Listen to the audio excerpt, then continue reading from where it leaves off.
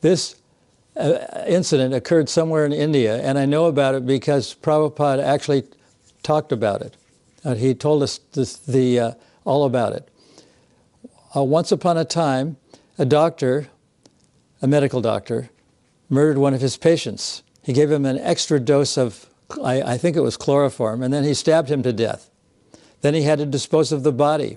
So he put the body in a trailer, and he attached the trailer to his car.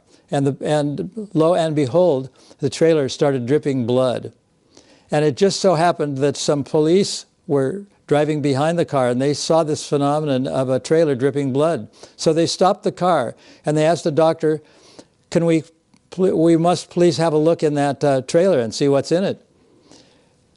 Even though the doctor was a little resistant, he didn't have much choice. So they opened the trailer and found the dead body. The doctor was then accused of murder. He was found guilty and executed.